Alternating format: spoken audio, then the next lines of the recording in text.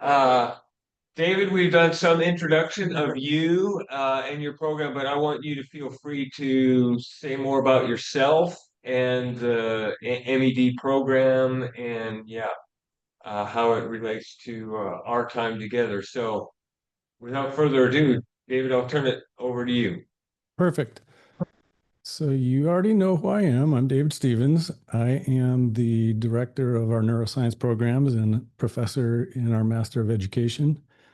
And let me make sure I'm recording. I think I am. I am. And I'll let Josh introduce himself in just a minute when he jumps in here. And Josh, if you ever want to jump in while I'm speaking, just do it. So I want to start with a question I get quite a bit, which is, why did you even create a neuroscience program in the first place? Why did you even think this up? And I answer with, there's a reason that people like me design programs like this. And the short story is my dad was a drill instructor in the Marine Corps during the Vietnam War when I was a kid. And we can just say that my dad wasn't a very nice guy back then. So I don't need to give you my whole life story for you to get the gist. So in short, our neuroscience programs are designed for adults who have to work with people like me. Growing up, I was not a good kid. I was always in trouble. I was not a great student because I couldn't stay focused in class. And school just wasn't designed for me. It just was not made for kids like me. And so I probably spent more time with the principal than I did with my own teachers. So one day, my dad actually gave me a gift. When he was 20 years old, he turned his life over to Jesus and decided to dedicate his life to Jesus. Soon after that, he asked me to come over to his house and he sat me down in my old childhood bedroom, actually. And he started to ask me to forgive him for the way that he treated me as a kid and as a teenager. And he just started going into detail. He was asking for specific forgiveness about specific things that had happened, to the point that I finally just said, Dad, it's over. I forgive you. And thinking about that is still emotional for me because, I can still remember he continued on and he kept on. And I didn't hear a word he said after that because I just felt this peace, that this just release of anger and hatred that just went away in that moment. And I remember thinking that I can move on now. Like something happened in that event, that ability to forgive. Something happened that changed me from that day on. It was like I could let it go and move on. And, it didn't fix me. I still had a lot of issues to deal with, but I had an advantage. And my dad still tries to apologize for certain things. And I just tell him, Dad, I don't even remember. It's okay. It's over. It made me who I am.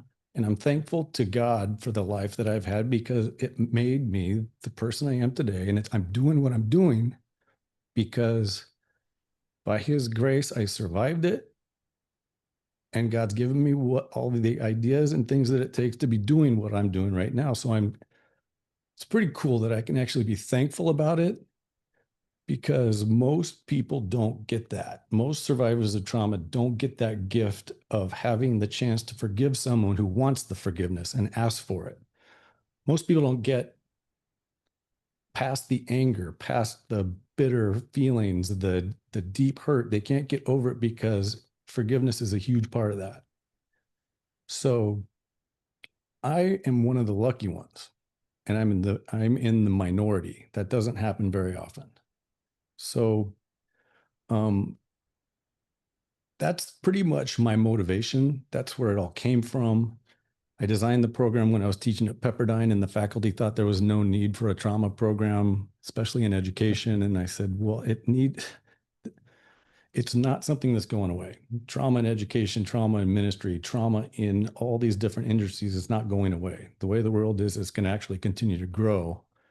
And so what we're going to do today is I want to, and similar to what we have done in the master's program, we start with what the healthy brain looks like, and it takes an entire term. You can ask Josh. It takes an entire term to learn about the brain and how it's structured. And we only scratch the surface. We don't talk about everything because there's too much. It would take a 4-year program to teach just the brain. So we do it in a semester. And it's really so complex that it's really tough to teach and learn it in a way that we understand the brain enough to move on and see what trauma does to the brain. But that's what we do next. We start slowly moving into here's what happens when we start introducing trauma. And then at the end, we start talking about analyzing behavior and some things that we can do and some things that work with survivors of trauma.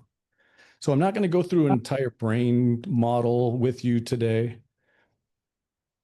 It's more like my intention is for you just to understand the complexity and awesomeness of the way that we were created.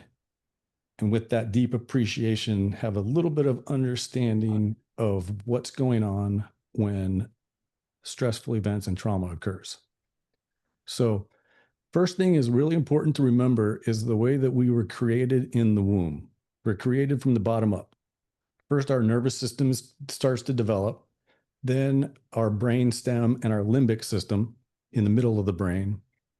And then our neocortex develops last, which is where our conscious decision-making and planning takes place. And what's interesting about that is that's the exact same order that we respond to stress. So I'm actually going to share my screen with you so I can show you how this works.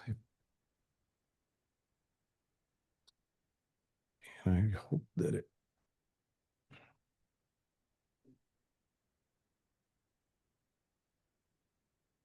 Hang on a second. Where isn't it coming up?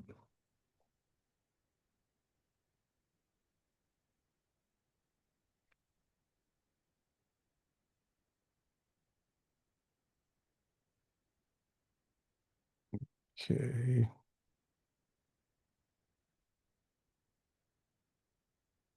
All right. You should be able to see kind of a rough chart. Josh, you see that? Okay. So up at the top in this, might be kind of hard to see from where you're sitting, but if you can see that in the top of that little chart, there's a thalamus, and then there's an arrow down to the amygdala and some arrows pointing over to the hippocampus, then the anterior cingulate, and then up to the prefrontal cortex, which is the front of your brain in your cortex just above your eyes. So everything we sense, all of our, this is what happens when you're healthy and you experience a stressful event. Every one of our senses, except for smell, I wrote that there's a mistake there because smell does not go to the thalamus. It actually bypasses directly to the olfactory areas of the brain. But when you sense something, I'm just going to focus on the eyes. If you see something, let's say it's a flower. If you see a flower, it goes to the thalamus. The thalamus then is like, oh, in this chart, this graph comes from the book, The Body Keeps the Score by Bessel van der Kolk. And so if you see a flower, it goes to the thalamus, which works like a control tower. The thalamus, all your senses go to the control tower and all of your senses get kind of scrambled in there. And the thalamus decides where to send it in the brain. So if you see a flower, thalamus sees it, sends it to the amygdala. Now the amygdala is where we can detect threat because the amygdala has a memory of past events, whether they're good or bad, and can make quick decisions really fast. And so the amygdala says, oh, it's a flower. We can just send it to the hippocampus straight to the anterior cingulate. And then it finally reaches your prefrontal cortex where you can think about it and say, oh, it's a flower. This is beautiful. I'm going to sniff it. Now, if you see a snake, and this is where it's really important to understand how amazing we are created for survival. Because if God didn't create us for survival, we would never make it very far on this planet. So the thalamus takes the information from the snake and sends it to the amygdala. Your amygdala immediately remembers that snakes are dangerous, sends a warning signal to the hippocampus, and in the hippocampus, the hippocampus makes the decisions of whether or not to bring the body's cortisol, adrenaline, all the stress hormones needed for fight or flight. Because it's got to happen quickly. And so my body will jump out of the way, knowing that there's a snake on the floor. Say I just opened the bedroom door and saw that snake. My body will jump out of the way before it even makes it to my prefrontal cortex. So the hippocampus immediately recruits all of my stress hormones so that my body can react. My heart rate goes up, my blood pressure goes up, my breathing changes, everything I need to act quickly.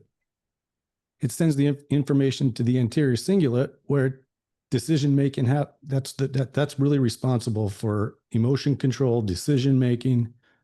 Then it sends the information to my prefrontal cortex where I can think about the event I'm seeing. So my body's already reacted. It's already happened, and now I can think about it.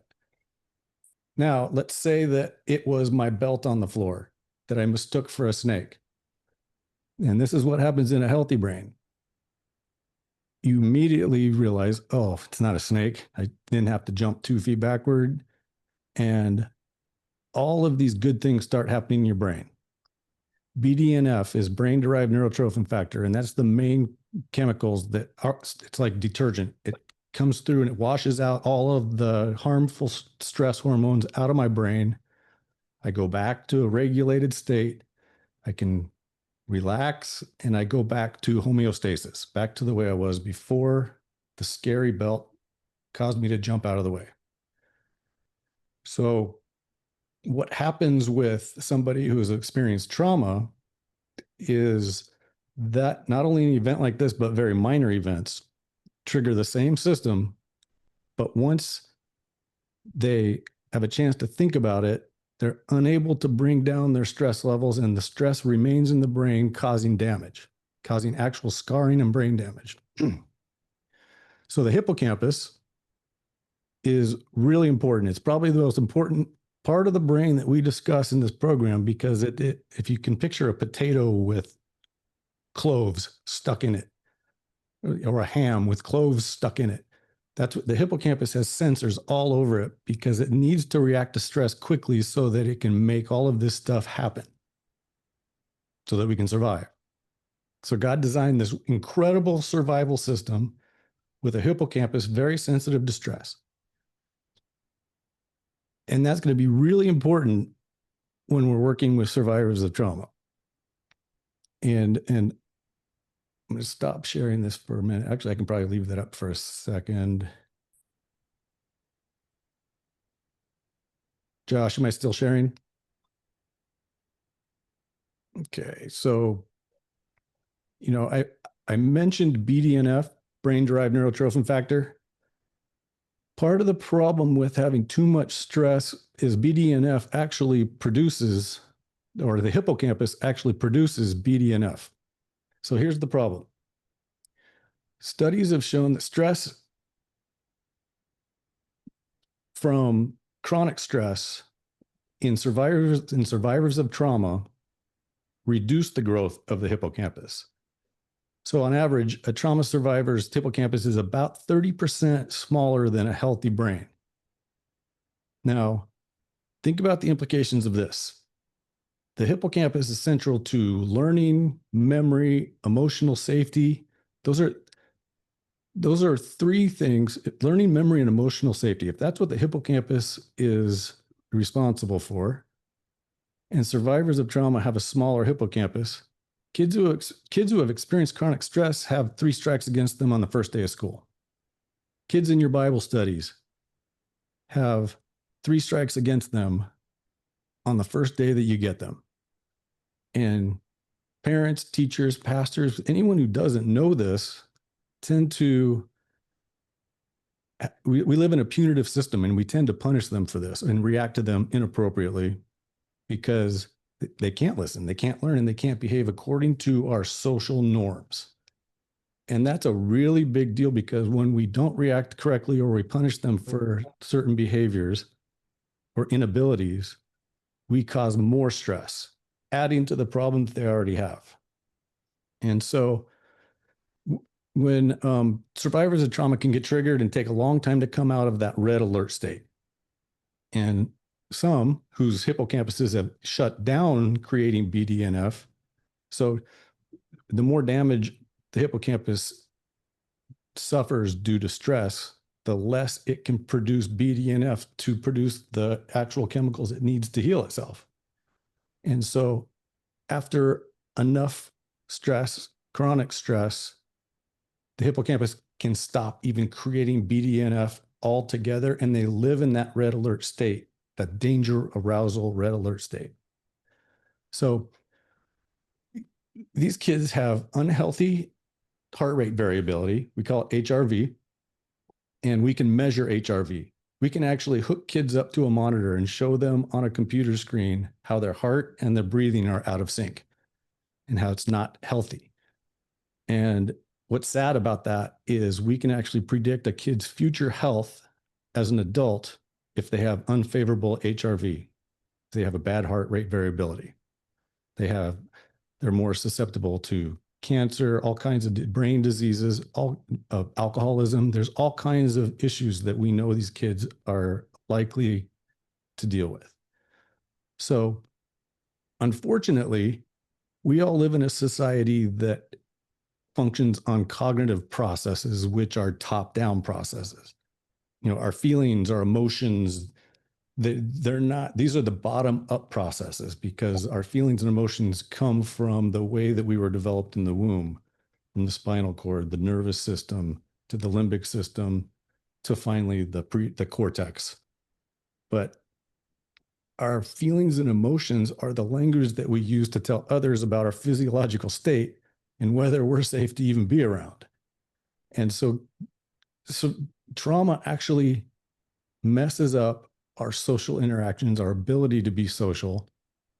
And that's why this is so important. This information is so important to teachers, pastors, first responders, because kids, young people, they're not choosing to misbehave or act contrary to social norms most of the time.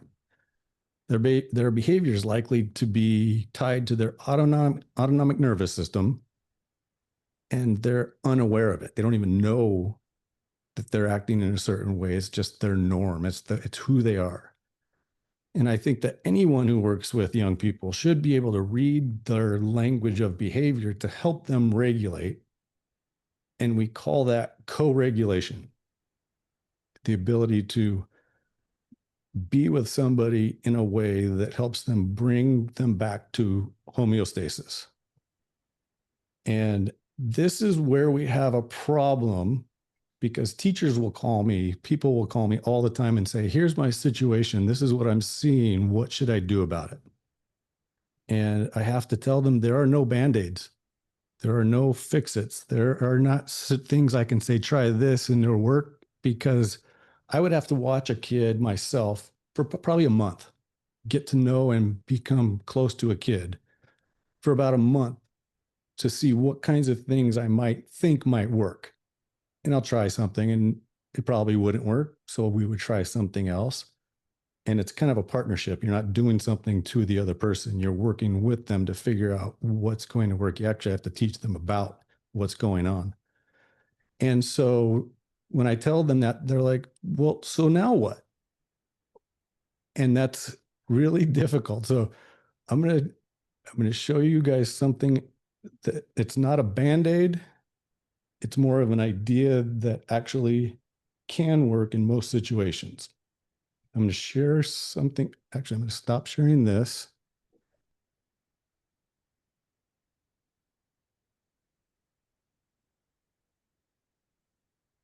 Okay. Can you guys see Bruce Perry's 3 R's on your screen, Josh? Okay, let me put this in present.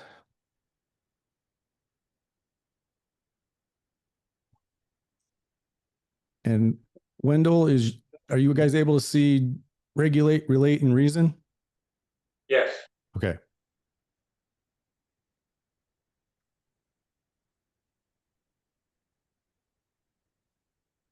So Bruce Perry came up with something, and Bruce Perry is very well known in the world of psychology. So he came up with 3 R's, which are regulate, relate, and reason. And in almost any situation working with young people, this can work because there are certain steps to take with each one of these.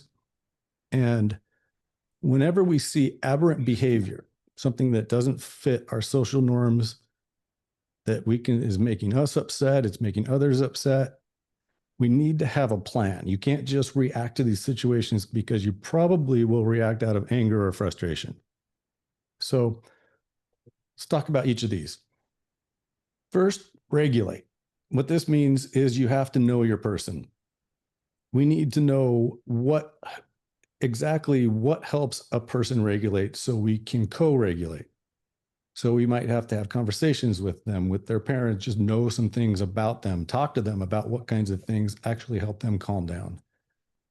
And it's impossible to help somebody regulate if we become dysregulated, if our own physiology changes due to the way someone else is acting or behaving or an event.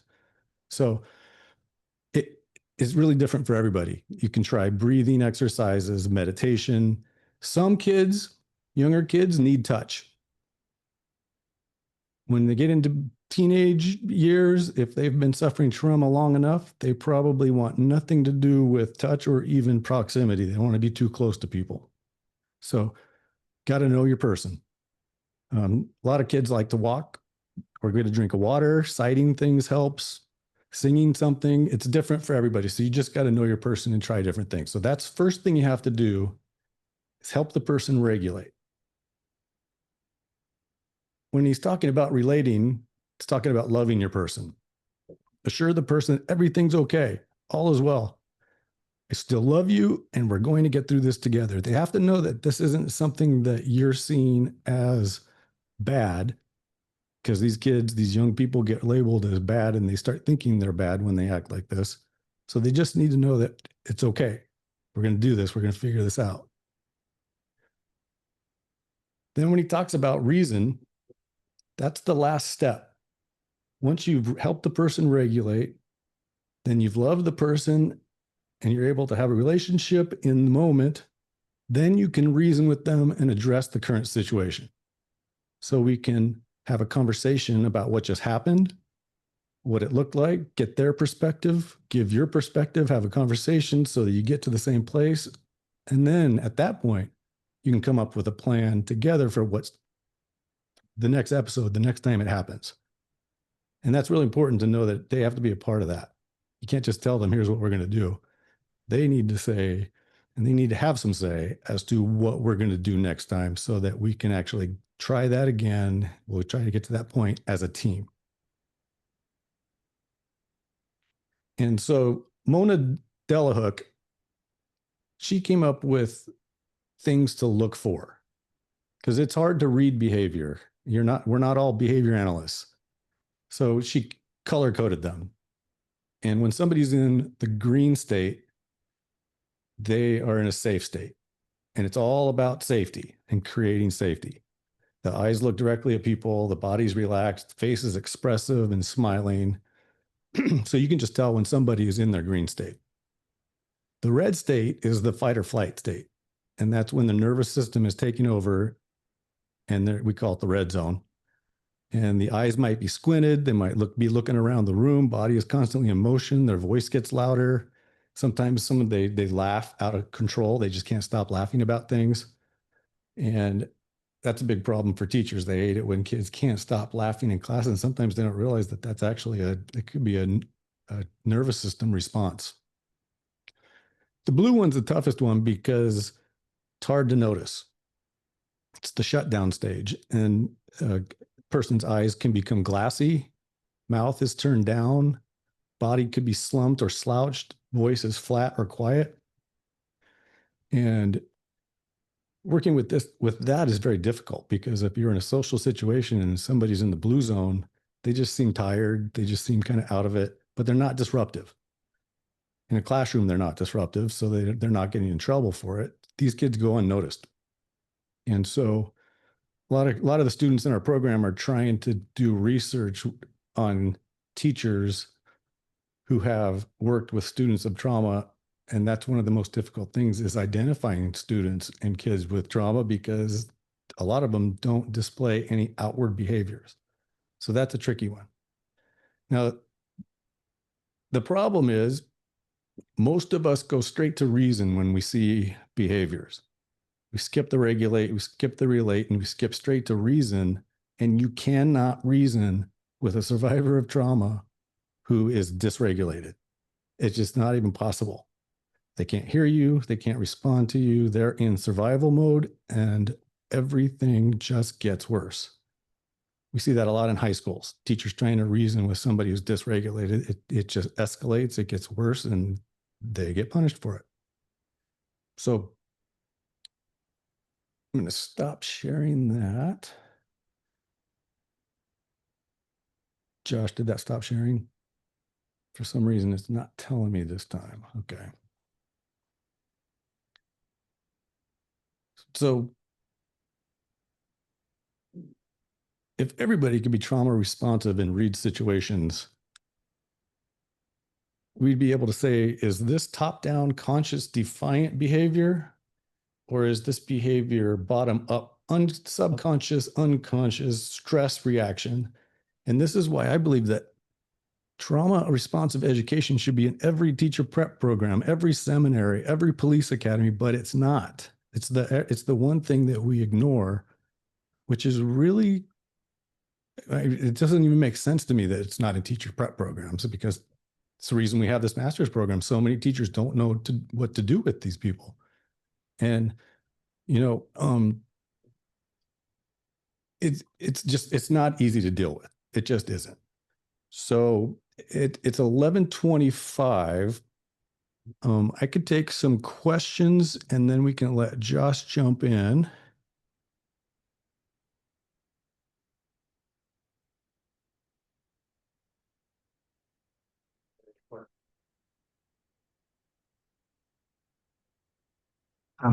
Well, that's what I'm hearing. My question would be, like, it feels a little bit like kind of trauma. It's a buzzword. Everybody has trauma, and is there different levels of trauma? I mean, like, how do you know the difference between a kid who's actually got like legit trauma and things are happening to a kid that's just like, you know, how would you say, just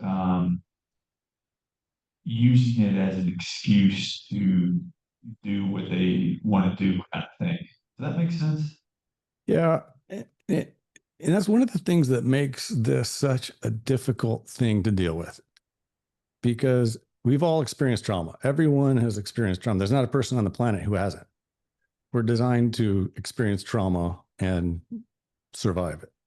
So, I mean, we were all born. That was the most traumatic experience of all of our lives, going from that comfortable, beautiful, warm womb out into a world where it's cold and dry and strange.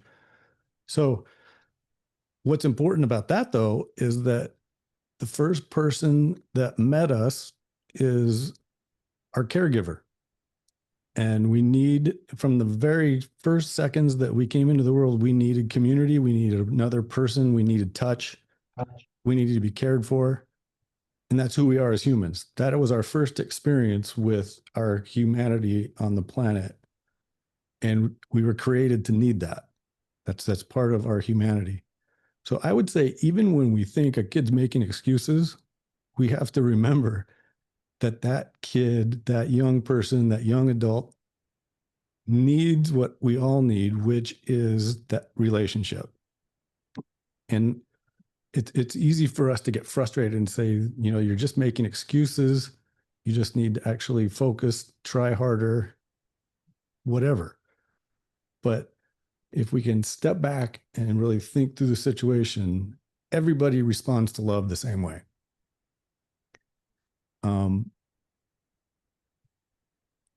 If it's severe trauma in somebody's background, they don't know how to respond to love the same way, because some people push away from love because love is scary to them. And it depends on their situation. This brings in more complexity to the situation, because we have to know that as well. We need to know when to actually step back a little bit, how to love a person, because some people just need to be loved differently. They need their space, they need their time. Everyone responds differently. But if we really do love the person, It doesn't matter if they're making excuses, doesn't matter if they're making things up, doesn't matter if we're completely misreading the situation. We'll find a way to understand them, find out what it is, how they need to be loved, what's going on in their life. And that's why relationship is so important. We can't throw a Band-Aid on a problem if we don't truly know somebody, what they've been through, what they're currently going through, and something about what their brain is doing or their nervous system is doing. We just can't help them if we just don't know a little bit. And that's why I kind of like the 3 R's as kind of an example of something that works, is because we can always help somebody regulate. We can always co-regulate with them. Sometimes with high schoolers, a little bit, some of the older people, it just takes more time. It's hard to co-regulate with somebody that doesn't want to co-regulate, that just wants to act out. So it takes time, and you can't do it without a relationship. So you have to build that relationship. And then I think once you can do those 2 things, you can start to reason with those people. It doesn't matter if it's kindergartner or college student, you can find a way to reason with somebody who has a relationship with you. And it's not as simple as the Prezi I just showed on the 3 R's.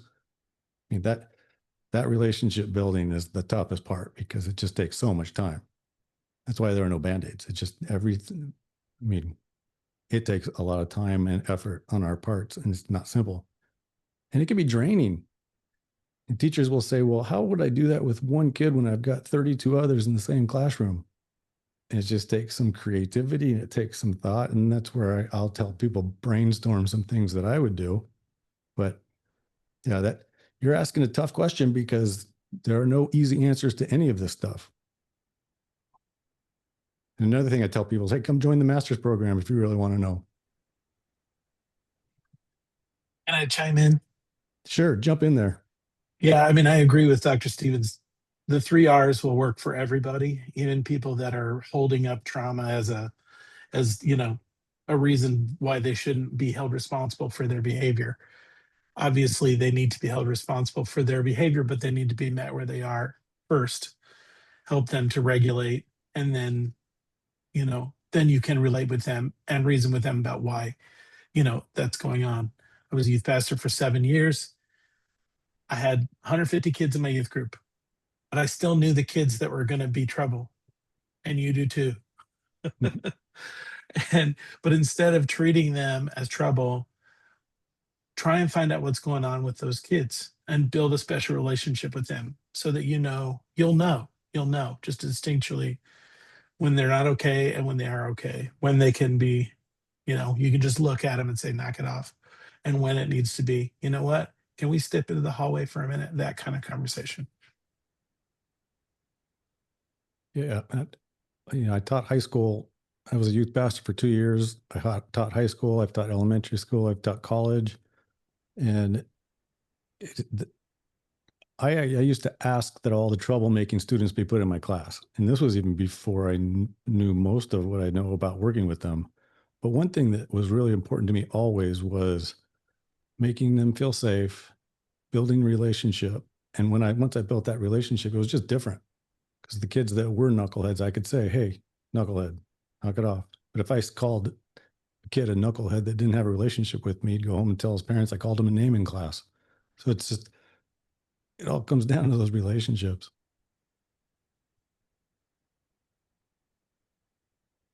Any other questions? I'll pass it on.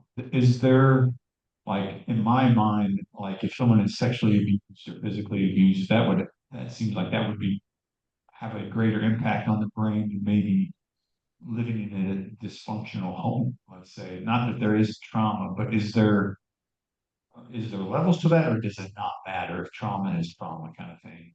Yeah, in fact, we're designing the doctoral program, and that's going to be one of the things that we deal with is ethics, because there are certain levels of trauma. And you mentioned sexual abuse is a trauma that actually has such huge ramifications on the brain and behavior. And it's so bad that we probably shouldn't help in some of those situations. That's where they actually need professional help.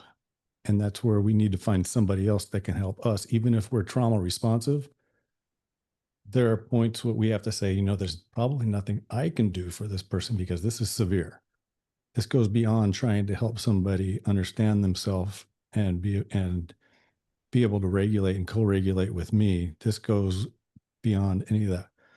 And talk therapy usually doesn't work for survivors of sexual abuse. And Dr. Vanderkolk, who I shared that graphic from his book, he in his book, he gives a whole bunch of suggestions of different kinds of therapies that therapists should be using. And sometimes talk therapy is good and it helps, but sometimes because sexual trauma is so severe because there's no timestamp to it. Everything that is experienced in the moment actually gets fragmented and stored in the brain in a way that somebody can't talk about it. They can't remember it. They can't bring it up. And if they can, it actually can cause more damage because they live in the moment. Because there's no timestamp, talking about it actually brings that trauma back to now, and they live in the present trauma, and getting out of that is very difficult, and it actually causes the trauma all over again. And so some therapists are actually doing more damage than good because they don't understand that. But psychology is coming a long way right now. In the last 10 years or so, Vanderkolk, Porges, Levine, all of these people that have kind of glommed on to Stephen Porges' polyvagal theory understand that the brain is so complex that just talking about it and getting suggestions really doesn't help most of the time, that there are some things that we need to be doing. And there's some actual technologies that can help as well. Biofeedback, there's all kinds of things that we can be doing to help people regulate their brains. And they can actually see, you can actually watch on a computer screen when you're all hooked up, trying some of these different therapies to see what's regulating the brain. And there are some systems that they actually can sit and listen to things that help regulate the brain. There's all kinds of stuff that's out there. So yeah, the severity of trauma. And the other thing that's kind of difficult with working with severe trauma like that is a lot of those people go into the blue zone where they're just shut down. That's their way of protecting themselves in social situations, as they become just numb. They're quiet, and it's hard to detect it.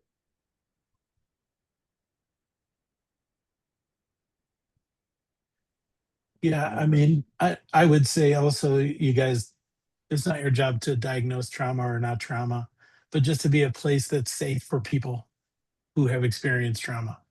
That's all you need to be worried about. Is a person, and yeah, you're going to want to, maybe if you notice somebody's having a real issue, you know, talk to their parents and maybe move them on to talking to someone who could diagnose them and look for the right kinds of treatments for them.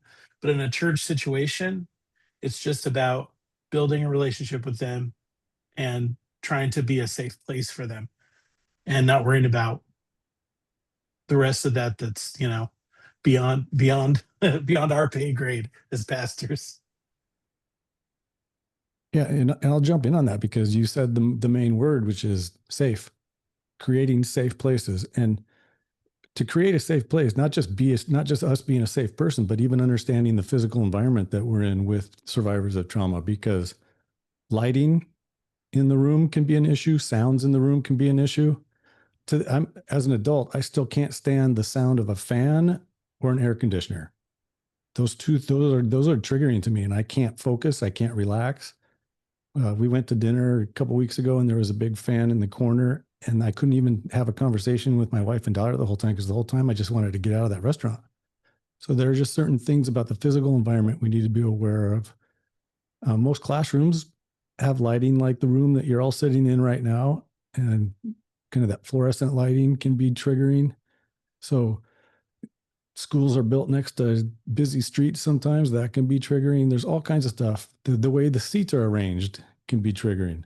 So there's all kinds of stuff that we can do and be aware of to create safe spaces for the people that we work with.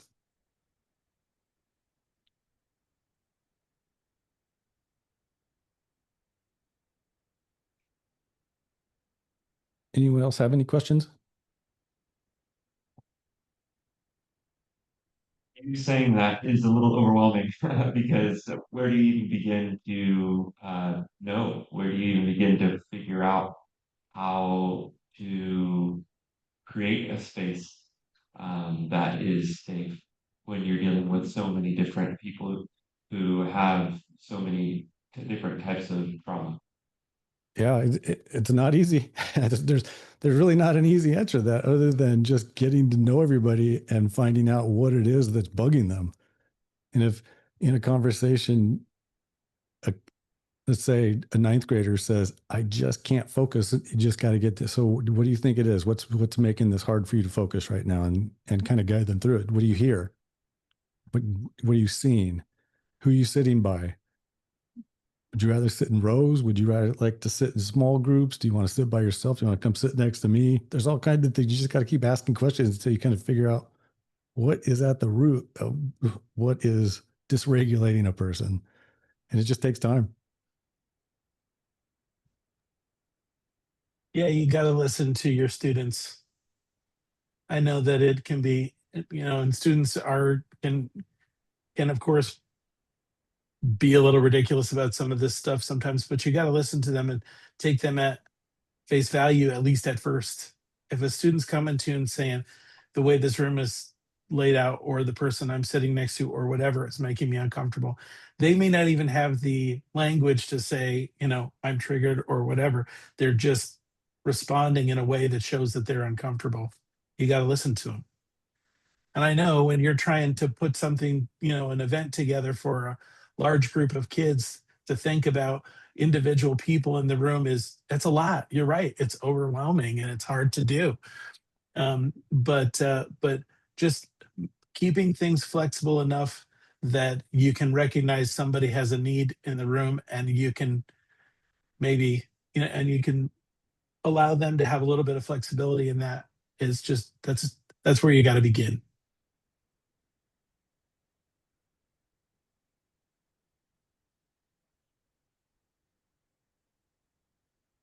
I've got a question here. Is there a go-to regulation technique that just, before you got a chance to know the student, and maybe it's, someone who's relatively new and they're getting dysregulated, like, you listed off quite a few different options, which are good, but is there some one or two go-to techniques that work really well right in the moment? Well, I think it just goes back to, in the moment, first of all, having a plan. I think the hardest part, and being aware.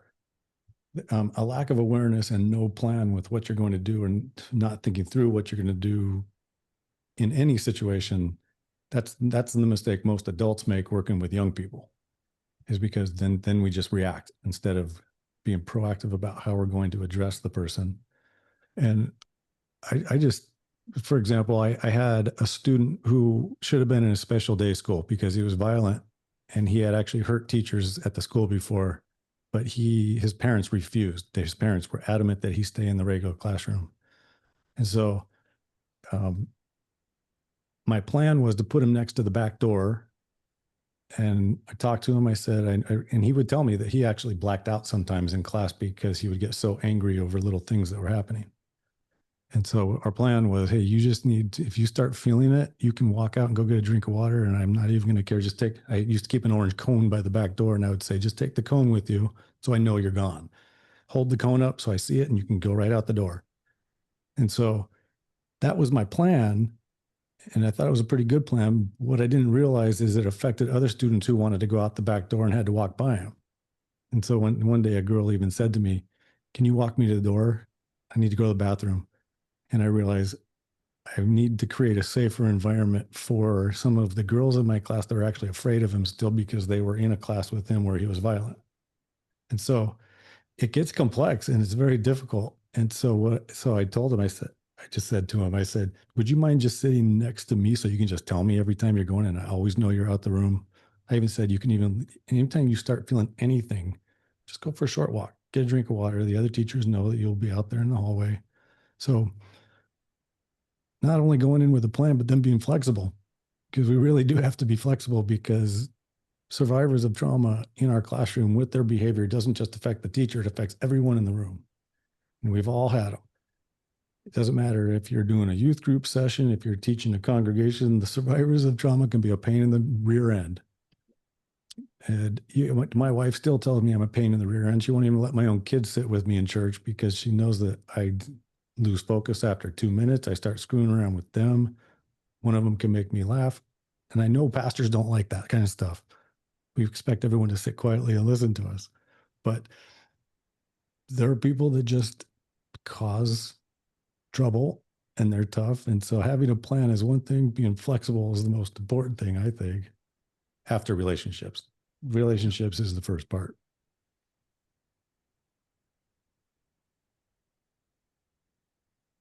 I like breathing. I think breathing is important. But it is the first, it's that first thing. It's that, and at our church, we actually begin every service with, um,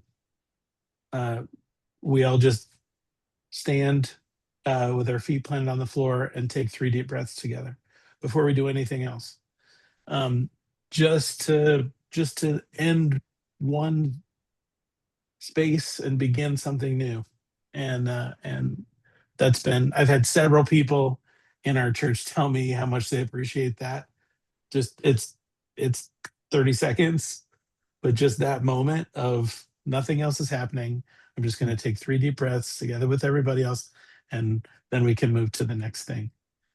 And it just helps people regulate. Yeah, I love that. And then you probably have people that are like, this is weird. Why are we doing this?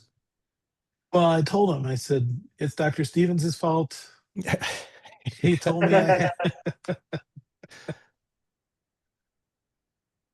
had a follow-up comment or question, or the comment might be whether, or the question might be whether you agree with this or not. But it sounds to me like one of the tickets is less programmatic with kids, more or fewer kids per adult, so that you can just work. Because it sounds to me like it's a lot of the problems when you have 100 kids and one adult and try to organize them all, and you can't.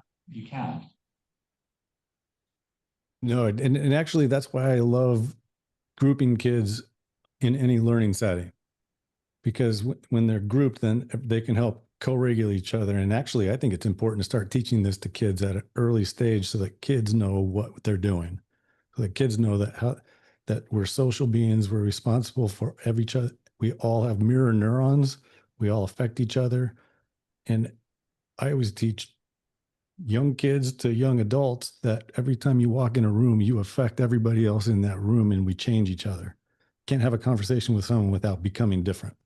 So going through all of those kinds of basics and teaching them how to work in their little communities is much easier than working in one big community, which is why I love group work and I love getting kids in smaller groups and then rearranging them so that we know who works well together, who doesn't. And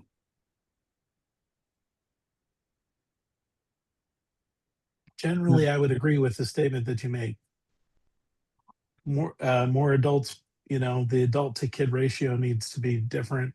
And I don't think, this is just I don't have the research to back this up. This is just my experience. I don't think kids are responding well to programmatic material anymore anyway. Do you agree? I think they know when you've got a program running and they tune out. That's my experience. well, Josh, we've only got a few more minutes. Do you want to share some of are there other things that you're doing that's different since you went through our program? Oh yeah, there's a bunch of things. Well, first of all, introduce yourself and what you do Sure. and where. Sure. My name is Josh Hawkins. I am the lead pastor of Fremont Community Church in Fremont, Indiana. I've been pastor here for almost 10 years. Before that, I was full-time youth pastor for 7 years, but I've been doing youth work since 1997. That tells everybody how old I am, but that's the truth. I've been doing work with youth ministry since the late 90s, and I actually had a kind of in 2019 I had an emotional mental breakdown of my own that almost took me out. of ministry, and so I started trying to figure out what happened with me, and that I bumped into some of this kind of material and really felt the Holy Spirit leading me to learn about this. And I reached out to one of the professors from the master's degree program, Dr. Janine McConaughey, and because she wrote a book that I loved called Church and Trauma in the Pews, and she pointed me to Tabor. So I just finished the master's degree program the end of the summer, and it was awesome. And it's absolutely affecting a lot of the things that we do. Some of these books have been so helpful for me. Dr. Bruce Perry, and he wrote a book with Oprah Winfrey. I know some of you might love Oprah, some of you might hate it, doesn't matter. The book is called What Happened to You, and it's fantastic. And it's my favorite book to give people on this topic, because it's just, he does such a great job of laying the whole thing out. And it's very approachable. It's a lot about stories and whatever. But anyway, so I've been giving that to my church leaders. I've been giving that to anybody that asks me about this, and other things as well, TED Talks, etc. And now I've actually started a ministry, not just inside my church, but I've been doing talks like this. I've done several already. I just graduated. I've already done, to different groups, pastors, churches, and schools. I'm going to be going into our literacy coalition here in the next few weeks to talk about this issue. What do we do with kids, and what do we need to know about trauma? And just knowing the basics, knowing about bottom-up processing, knowing about fight or flight, knowing about these kinds of things and what to watch for. I love that stuff from Mona Delahook that he put on screen. I use that myself, of what to look for in a kid to know how they're responding. So all of that stuff has helped us to just have this on our radar, that this is going on, because the reality is that 64% of the kids sitting in your youth group right now have experienced at least one traumatic event. That's the statistics of it. And 17% of your kids have experienced 4 or more adverse childhood experiences, which means they're being affected by trauma in some way. That's 1 out of 5 of your kids. That's the reality. And 8% of people in the United States have PTSD, full-blown PTSD. So, those numbers to me speak, we need to know something about this. Yeah. But the biggest thing, my biggest takeaway from the program was this. Everything I learned about what is helpful for trauma, all of it, every single one, was stuff the church should be doing anyway. We should be a place of safety. The church should be a place of safety. You, as a youth minister, should be a place of safety for your kids. Your team that works with you should be safe people. Any kid that comes into a ministry, they should feel safe when they walk in, and they should feel safe the whole time that they're there. Churches should be places of empowerment and hope. Churches should be places of companionship and friendship, building deep and vibrant relationships with other human beings. This is what the church should be. And these are all things that help both heal trauma and build resilience, so that when traumatic events happen, it doesn't affect people for their whole lives. So that's the whole thing, I would want to, the only other thing, Dr. Stevens, go ahead. I was just going to say, I'm also glad that you mentioned the book, What Happened to You, because the premise of the book is that's how we should approach people, is what happened to you, not what's wrong with you. Right. And that's kind of what we do. Even therapists do this. They're trying to find out what's wrong with the person, when really we should be saying what happened to you, because there's nothing wrong with the way their body is reacting. It's actually a miracle that their body can react that way because of the way we're constructed and built. And so helping people understand that you can celebrate what your body's doing because it's protecting you. You are in protection mode because we need safety. And having that viewpoint gives us empathy for people rather than disdain and frustration for their behaviors. So I'm glad you brought that up. It's a great book. I love it. I actually printed off a bunch of the illustrations from that book because I think they're just some of the best ones to help people understand what's going on in the brain. But the last thing I want to say to you, okay, and that is about you, not about the people that you're ministering to. What I discovered through the process of learning about trauma is that what took me out in 2019 was secondary trauma. I had not experienced trauma as a child. That I never had any issues with it. I've always been a reasonably emotionally healthy person. But I was full-time pastor and also a case manager at a homeless shelter in 2019. And I was not taking care of my own mental and emotional health at all. I didn't think I needed to. I'm fine, but I wasn't fine. And by the end of 2019, I was ready to quit the ministry. I was not okay. I was honestly, the pandemic was really good for me because it meant I wasn't seeing people every day. And I was able to focus on getting healed from what was going on with me. And I want to encourage all of you, you need to have soul care in place, that whether that means therapy or spiritual direction or just deep friendships that could look you in the eye and say, you're not okay. You've got to have that stuff in place. You have to have healthy rhythms built into your ministry life. That means you're taking a Sabbath day every week. That means that you take time away. I do every 6 months, I do a 3-day prayer retreat that has absolutely saved my life. It's me and Jesus in a beautiful place, and that's it for 3 days. Nobody else around. I have to have it. You need to be sleeping. I know that's you might. Oh, of course I need to sleep. No, you really need to.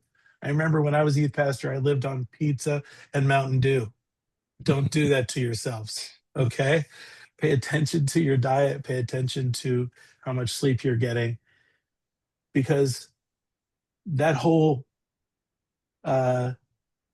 regulate, I forget, it's not coming into my head, but the 3 R's, you can't give a student what you don't have. And if you're not regulated, you can't help them. So if you're edgy and easily and annoyed and you haven't had enough sleep and you're not feeling well because you don't have healthy rhythms in your life, you're not going to be able to give that piece to anybody else. You aren't going to be able to co-regulate with anyone because you need co-regulation. And so pay attention to your own heart. Secondary trauma is very real. If you're dealing with a crisis, if you've been through some stuff, a couple years ago, we had a family that lost 2 boys in a car accident. And I was on call for days after that with the school, with the family, etc.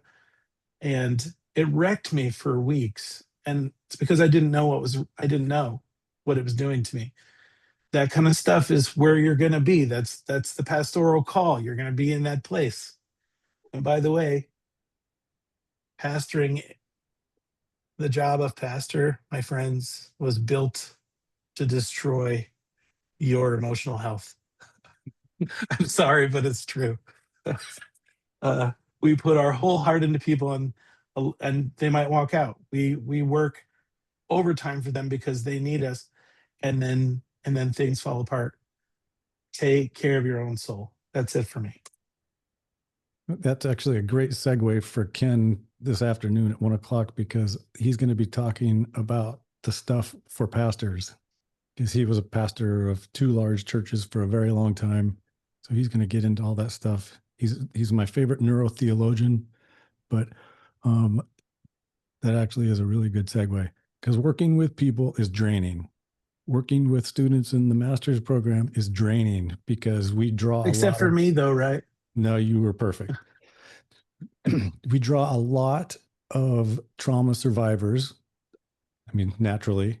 And so reading their discussion posts and their reading reflections, I have to protect myself, because about 2 or 3 in, I have to say, okay, I I need to go outside. I need to take my dog outside for a little bit. I need to breathe because some of the stuff I read triggers me. And so I have to protect myself. I need to take your advice, Josh, and take some time off though. Summer through fall is really difficult with these two cohorts overlapping, but almost there. Yeah, Well, my thank you. go Go ahead. ahead. I was just gonna wrap up. You had something you wanted to add? Not really. Go ahead. Okay. Well, I think this has been really informative and helpful for me. We're looking forward to the 1 o'clock session. We've got lunch, so yeah, let's head to the caf and grab some lunch, and we'll be back here at 1 o'clock. So, thank you. Thanks. Yeah. Thanks.